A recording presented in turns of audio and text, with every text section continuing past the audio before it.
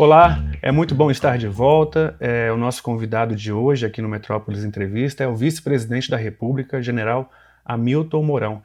Vice-presidente, muito obrigado por ter aceitado o nosso convite. É muito importante quando algum mandatário do país abre as portas para uma conversa franca com a imprensa. Isso é um aceno, sem dúvida, para a democracia. Olha, Caio, eu tenho procurado em todos os momentos aí que há a possibilidade de atender, né, a vocês da imprensa, que eu acho importante usar, né, os meios de comunicação para a gente debater os temas que estão aí na pauta e principalmente transmitir as nossas ideias à população como um todo. Vice-presidente, hoje nós estamos conversando pela internet porque o senhor tem evitado encontros presenciais por conta da pandemia da Covid. O senhor sempre usa máscara em público e já tomou as 2 doses da vacina. No último fim de semana, o Brasil atingiu a triste marca de 500 mil mortos pela doença. Já não era hora de vermos uma postura diferente do governo federal? Olha, Caio, eu costumo sempre dizer o seguinte, né, que nessa questão da pandemia, o governo ele procurou atuar dentro de 3 curvas, né?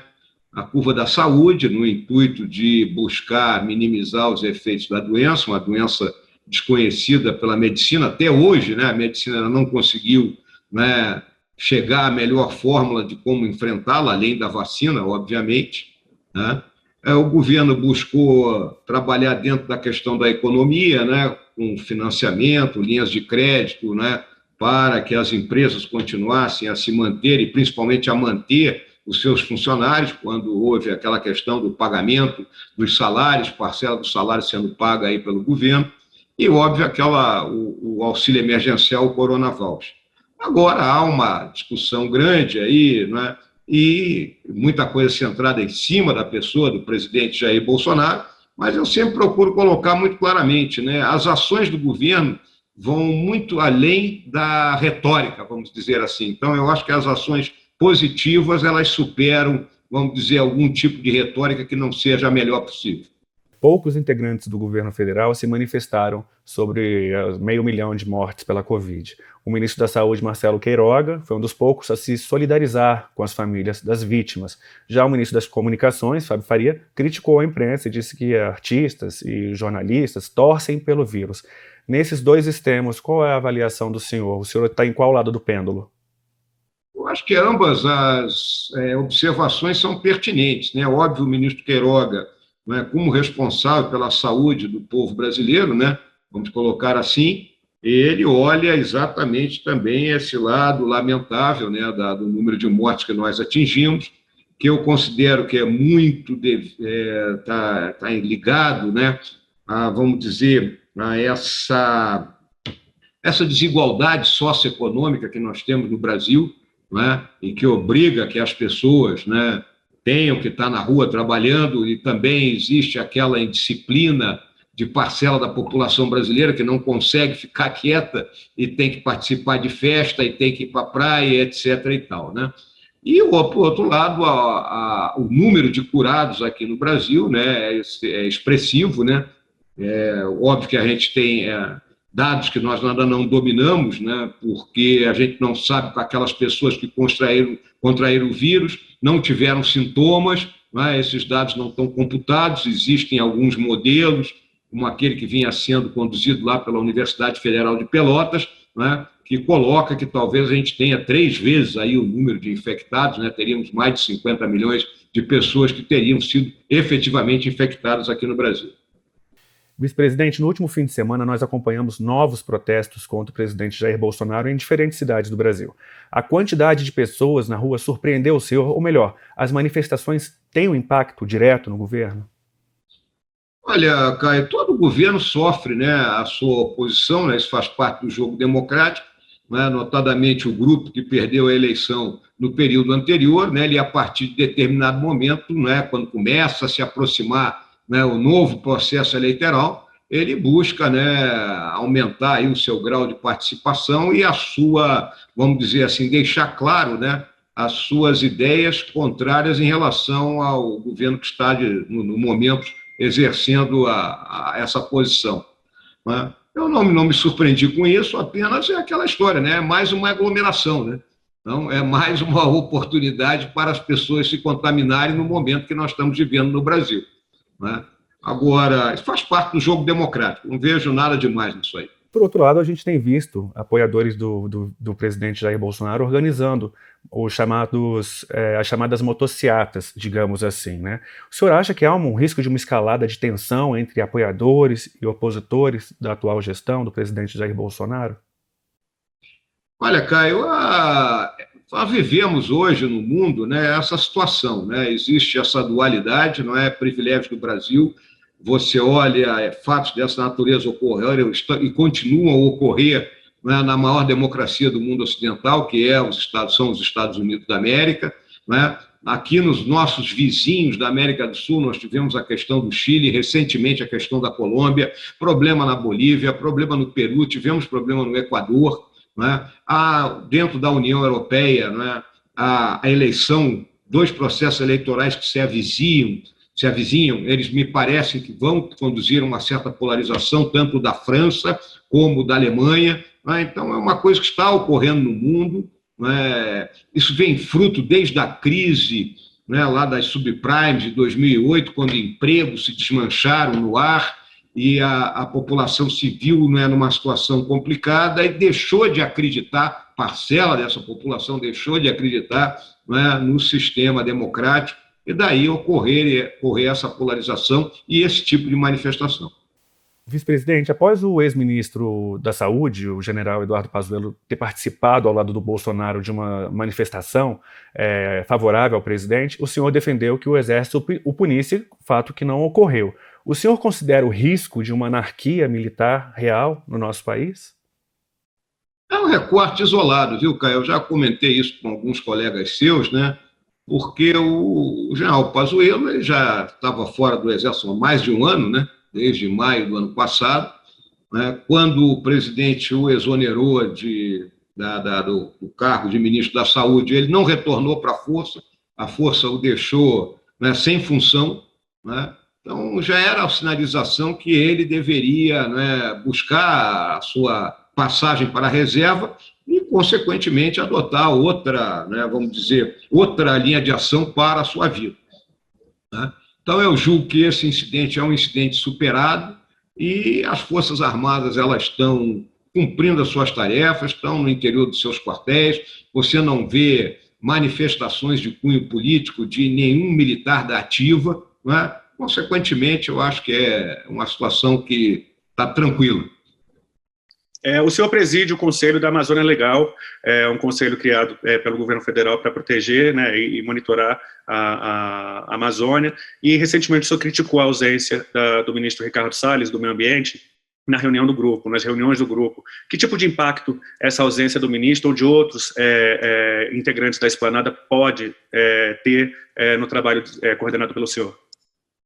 Olha, Caio, o que acontece, né, lembrando aí aos nossos pessoas que estão nos acompanhando, né, que o Conselho foi recriado na esteira dos acontecimentos ocorridos no segundo semestre de 2019, né, com a intensificação das queimadas, que já vinham, né, vamos dizer, num aproveitamento do êxodo, de um desmatamento que estava ocorrendo, e as Forças Armadas foram empregadas naquele momento, e a partir daí o próprio ministro do Meio Ambiente, né, naquela reunião que ocorreu em janeiro do ano passado, ele propôs ao presidente que se criasse uma instância capaz de coordenar os diferentes setores de governo no sentido de enfrentar não só as ilegalidades, mas outras situações da Amazônia.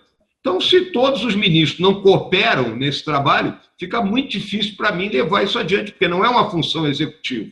A função executiva é dos próprios ministérios, não é? O Conselho, né, da minha parte aqui, junto com o pessoal da Secretaria Executiva, é fazer aquele meio do campo, né? Fazer com que todo mundo atue junto, né? Que haja a tão propalada sinergia e, consequentemente, com os recursos que a gente tem, que não são aqueles recursos, vamos dizer assim, que seriam, né, os necessários, né, mas aquilo que é possível, a gente tem a capacidade de trabalhar na proteção, na preservação e no desenvolvimento da Amazônia.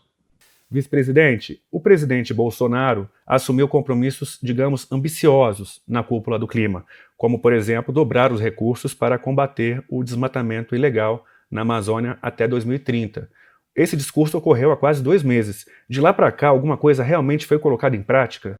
O que eu sei é que está sendo encaminhada aí ao Congresso Nacional, né, uma proposta de crédito extraordinário para compensar as perdas ocorridas aí pelo Ministério do Meio Ambiente com a questão do orçamento que nós estamos vivendo, né? Então, terá que ser um crédito extraordinário. Além disso, né, nós estamos novamente empregando as Forças Armadas, né, no sentido de procurar enfrentar as ilegalidades que vêm ocorrendo e que aumentaram aí nos últimos 3 meses, né? Nós estávamos num ciclo virtuoso desde agosto do ano passado e a partir de março, vamos dizer assim, os índices voltaram a piorar, né? E nós temos que deixar claro, né, para não só a sociedade brasileira, mas com a comunidade internacional, o firme compromisso do governo do presidente Bolsonaro, como representante atual do Estado brasileiro, de que nós vamos cumprir as metas, né, ou a meta assumida com o acordo dentro do Acordo de Paris, que é chegar a 2030 tendo zerado o desmatamento ilegal. O ministro do Meio Ambiente está sendo investigado, né, por aquela questão das madeiras, o contrabando de madeiras lá na Amazônia. De alguma forma isso incomoda o senhor? Ou isso tem algum tipo de impacto no trabalho que o senhor tem desenvolvido no Conselho da Amazônia Legal? Caio, isso aí é o que eu chamo dado do problema, né? Eu sempre recordo que, de acordo com a nossa Constituição, o poder executivo é exercido pelo presidente e seus ministros, né? Então, se o presidente escolher um determinado ministro e o mantém, é uma decisão dele e eu tenho que saber jogar esse jogo com a peça que está no tabuleiro, né? Então, o ministro Ricardo Salles, ele sofre umas críticas, está enfrentando essa situação, mas nós temos que trabalhar junto e temos que buscar cumprir a tarefa, né, da melhor forma possível. O senhor já reclamou por não ter sido convidado para reuniões convocadas pelo presidente Jair Bolsonaro. O senhor se considera um vice decorativo e ilustrativo? Olha, Caio, a questão de vice decorativo, né, ou de que incomoda, né, eu acho que a gente tem que buscar uma cooperação, né? O papel do vice-presidente na história da República sempre foi um papel complicado, começando pelo primeiro, que era o Floriano Peixoto, né? Eu tenho um bom exemplo aí do vice-presidente que foi efetivo e discreto, como foi o Marco Maciel, né, que lamentavelmente faleceu há pouco tempo, né? Não é simples, não é uma relação simples, não é uma relação fácil. O que eu tenho tentado é cooperar com o presidente e, para isso, eu tenho que saber o que está acontecendo, né? Quando eu não sei o que está acontecendo, fica difícil cooperar. Pô. Tudo bem, mas o senhor e o presidente Bolsonaro conversam, por exemplo, sobre as possibilidades de 2022? Olha, Caio, esse assunto até o presente momento não entrou na pauta. O que eu repito sempre para os seus colegas, né, é que até hoje ele não teve nenhuma conversa sobre isso. Os indícios, né, são de que o presidente pode escolher outra pessoa como seu candidato a vice, até por problema de composição política, vamos colocar dessa maneira, né? Então eu aguardo pacientemente o que vai acontecer disso aí. Tudo bem, se o senhor não participar de uma chapa presidencial, o senhor tem alguma ambição para concorrer nas próximas eleições? A algum cargo eletivo? Ao Senado, por exemplo? Ao governo do Rio de Janeiro? O senhor vai continuar no PRTB? Olha, cara, eu julgo que a entrada do presidente no PRTB, caso ocorresse, né, não tem problema nenhum. Eu acho que o PRTB ele vive um momento difícil, porque o nosso partido não venceu a cláusula de barreira na última eleição, e a vinda do presidente da República com o grupo dele para o PRTB seria uma oportunidade do partido conseguir, na eleição do ano que vem, voltar para o jogo, vamos falar dessa forma. No meu caso, eu fui eleito para ser vice-presidente do presidente Bolsonaro, então a minha visão é acompanhá-lo até o dia 31 de dezembro do ano que vem, né? Mas sempre tem uma janela de oportunidade, de possibilidade, caso eu sinta que posso ainda continuar a prestar algum tipo de serviço, e buscando um outro cargo político, no caso aí seria concorrer a uma vaga no Senado.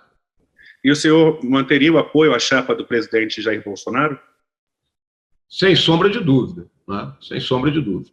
Vice-presidente, o Brasil tem acompanhado as buscas pelo maníaco Lázaro Barbosa, que tem assombrado a região do entorno aqui do Distrito Federal. Ao comentar o assunto recentemente, o senhor disse que a busca pelo criminoso é como buscar um leão na mata e que trata-se de uma operação demorada. Já são quase 2 semanas de cerco. O senhor enxerga erros nessa operação? Olha, Caio, pelo que me foi dado a conhecer, né, porque eu não conheço os detalhes da operação, eu julgo que a polícia vem buscando atuar, não é, dentro do conceito operacional para uma operação de cerco, não é, e aprisionamento de um elemento. Né? Então, fizeram o cerco longo, que a gente chama, né, bloqueando as principais vias de acesso à região onde ele está, e a partir daí você tem que entrar dentro da mata com pequenos grupos, né, grupos de 7 a 8 pessoas. Talvez o interessante era buscar alguma gente da região que pudesse guiá-los, né, pelos caminhos lá existentes e ir, né, pouco a pouco, né, encurralando, né, o indivíduo. Não é simples, né, me parece que o Lázaro tem algumas capacidades operacionais aí de conseguir se abrigar e se esconder, né, em toco de árvore, né, e se meter por dentro das pequenas ravinas que existem nessa área. Então, não é uma operação simples. A realidade é que ele está controlado, né? Ele está cercado dentro daquela área, mais cedo ou mais tarde ele vai ter que aparecer. Tá. Em relação à CPI, vice-presidente, recentemente a médica Nise Yamaguchi, né, uma das defensoras do tratamento precoce, ela fez o depoimento e, logo após, ela processou o senador Otto Alencar e o senador Omar Aziz por ter sido alvo de misoginia ali dentro da CPI. Como é a avaliação que o senhor faz em relação à CPI? Olha, Caio, eu tenho compreendido, né, que a CPI ela tem por objetivo, né, avaliar a ação do governo no combate à pandemia. Então, o que eu vejo é uma concentração muito grande nessa discussão só da parte da saúde, e notadamente de vacina e o tratamento preventivo, né, o tratamento precoce, né? Inclusive até com, vamos dizer, os senadores sendo um pouco agressivos, né, com as pessoas que são contrárias ao pensamento deles. Acho que você faz as perguntas e não precisa ter agressividade com aquela pessoa. Então, eu acho que a CPI, além disso, ela tinha que olhar também as outras ações do governo para chegar, né, a um conjunto e aí ter o seu relatório e a sua decisão final. Eu acho que a maior falha está concentrada única e exclusivamente nessas duas questões e, notadamente, em cima da pessoa do presidente. Um dos temas mais comentados ali na CPI foi a insistência da Pfizer de tentar comprar vacinas sem a resposta do Ministério da Saúde. O senhor acha que isso foi uma falha do governo federal no ano passado? Olha, eu conversei ano passado algumas vezes com o ministro Pazuello sobre essa questão das vacinas e ele sempre deixou claro que a dupla primeiro a Coronavac já estava sendo adquirida lá pelo governo do estado de São Paulo e que o ministro Pazuello sempre disse que iria comprar, né, e conforme acabou acontecendo. E a AstraZeneca. A Pfizer era uma proposta, tem muita discussão a respeito da famosa carta da Pfizer, do mês de dia 12 de setembro, se eu não me engano, né, que eu particularmente não recebi, né, e ali ela diz assim, nossa potencial vacina. Então, era uma discussão muito grande ainda de qual vacina iria vingar efetivamente, né? E a realidade é que o mundo não tem capacidade de produzir as vacinas na quantidade necessária, né? Você olha hoje, nós aqui no Brasil já estamos com 90 milhões de pessoas praticamente vacinadas, né? 80 milhões aí com a primeira dose, 20 milhões, 25 milhões com as duas doses, né? A China está chegando a 1 bilhão de vacinados, né? Então, os Estados Unidos está com 70%.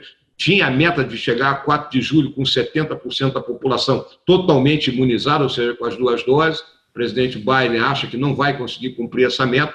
Não é simples isso aí, porque é a produção e, ao mesmo tempo, a capacidade de aplicar e a população querer receber a vacina, né? Você olha o caso da Rússia, né, que está prometendo mundos e fundos lá para que as pessoas vão se vacinar, né? Agora, só a gente chegando na nossa reta final da conversa, vice-presidente, hoje a grande base de apoio do presidente Bolsonaro no Congresso é o chamado Centrão. No entanto, as chapas não foram definidas ainda para o ano que vem. O senhor acredita que esse Centrão ele vai continuar apoiando o presidente Jair Bolsonaro até o fim? Caio, o Centrão, né, vamos dizer assim, que é esse grupo de partidos, né, que ele é a gangorra ali, né, hora ele vai para o lado de cá, hora ele vai para o lado de lá, ou seja, o que dá a estabilidade no sistema partidário que nós temos, né? Ele tanto pode continuar a apoiar o presidente, como pode apoiar o candidato da oposição, né? Eu vejo o Centrão exatamente nisso aí, é o que dá estabilidade, E qualquer governante que entrar, né, vai precisar dele. Agora, especificamente, a tua pergunta, se ele vai apoiar o presidente Bolsonaro até o final, se tudo correr bem, a economia melhorar efetivamente, como vem apresentando esses resultados, a gente concluir a vacinação esse ano, né, e, consequentemente, entrar 2022, né, sem esse espectro da pandemia pairando sobre as nossas cabeças, acho que o Centrão prossegue com o presidente até o último dia. Vice-presidente, a gente está chegando ao final da nossa entrevista. Mais uma vez eu quero aqui reforçar o agradecimento pela disponibilidade dessa conversa. É muito importante que as autoridades eleitas tenham esse canal com a imprensa, porque é sempre um aceno positivo para a nossa democracia. Muito obrigado. Nada, Caio. Obrigado aí, a conversa foi ótima, excelente. Grande abraço aí, até uma outra oportunidade. E você que acompanhou a gente até agora, muito, muito obrigado. É sempre um prazer tê-los aqui com a gente. E se for sair de casa, lembre-se, use a máscara, álcool em gel, cuide de você, da sua família, porque juntos a gente vai superar essa. Muito obrigado, até a próxima.